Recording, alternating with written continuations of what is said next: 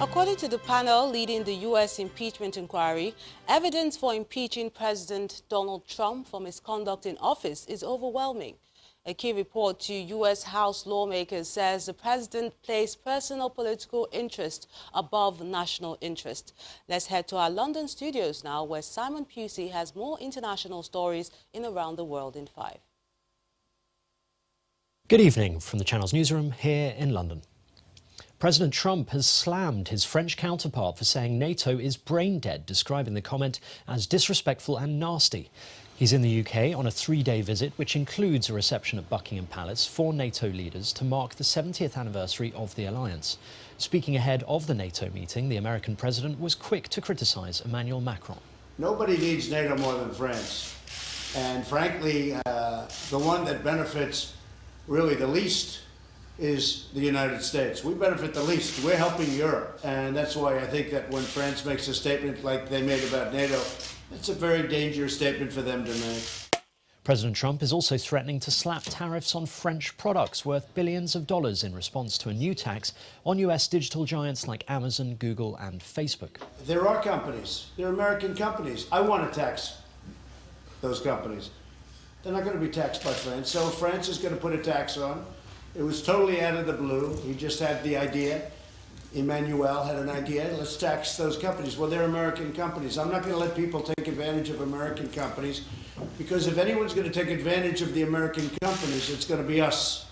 It's not going to be France. France has defended the move, saying it's not discriminatory. It warned the European Union will be ready to retaliate if the US imposes new sanctions. This French taxation is not targeted against any country and against any company.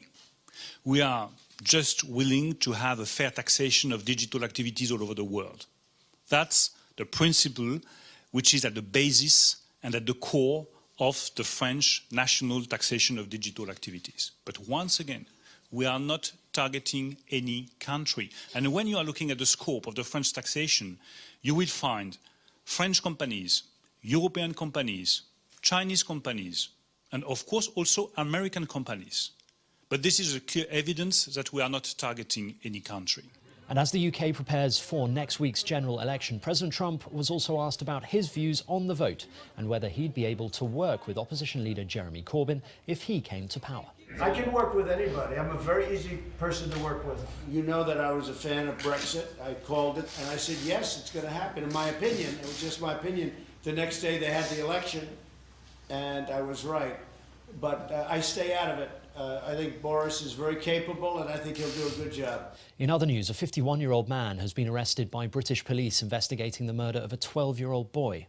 Harley Watson was killed in what's being described as a deliberate hit and run. The driver allegedly targeted a group of children outside a school in Essex. 4 teenagers and a 23-year-old woman were also hurt. None of their injuries are said to be life-threatening or life-changing. A factory explosion has killed at least 16 people in the Sudanese capital Khartoum. About 100 people were also injured in the blast, which hit a tile manufacturing unit in the north of the city. Thick black plumes of smoke could be seen billowing from the site as police cordoned off the entire area. The casualties were taken to several hospitals and off-duty doctors were urged to help. Several people have been killed in Typhoon Kamuri, which ripped through the Philippines. Strong winds battered the eastern islands, bringing down trees and causing extensive damage. At least 200,000 people were evacuated from coastal and mountain regions over fears of flooding, storm surges and landslides. Hundreds of flights were also grounded. Residents are now returning home to assess the damage and pick through the debris. 2019 is on track to become one of the top 3 hottest years on record. The World Meteorological Organization says the planet has seen a decade of exceptional heat, and since 2015, each year has broken records for being the warmest.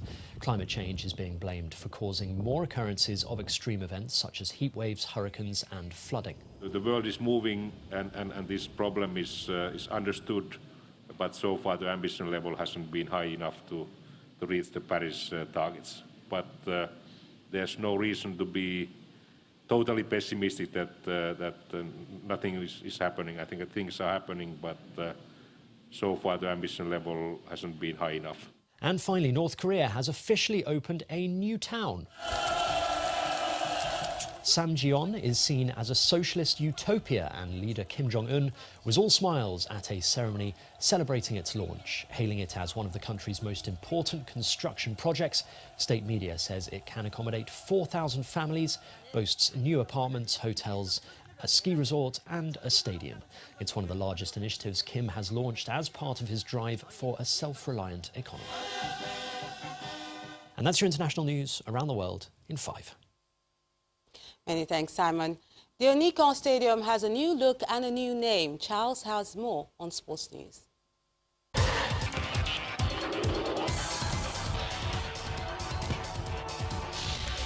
Thank you, Melinda, and welcome to Sports News.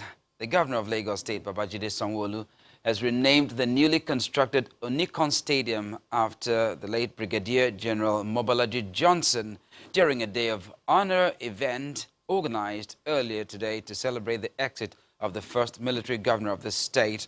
The stadium will now be known as Mobolaji Olufunso Johnson Arena. Paying glowing tributes to the late Brigadier General Johnson, Governor Sanwo-Olu says General Johnson's selflessness in service and excellent achievements have been a source of inspiration to successive administrations in Lagos. The governor and his deputy, Dr. Obafemi Hamzat, led members of the state's Executive Council and high-profile dignitaries, including APC national leader Chief Bola Tinubu, to the event held to honor the life and times of Brigadier General Johnson. Meanwhile, the board of the Athletics Federation of Nigeria has asked its president, Ibrahim Gusau, to step aside for proper investigation into various allegations leveled against him. In a communique issued at the Federation Secretariat at the Moshood Abiola Stadium, Abuja, following a board meeting with 7 members in attendance, they resolved that a 5-man committee be set up to look into the allegations.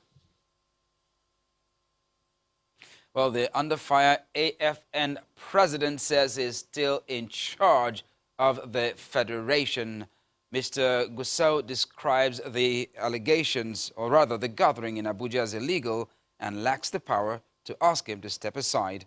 According to him, the Congress in Awka tomorrow will seek solutions to matters arising. And that's it on Sports News. It's back to Melinda with the rest of the news at 10.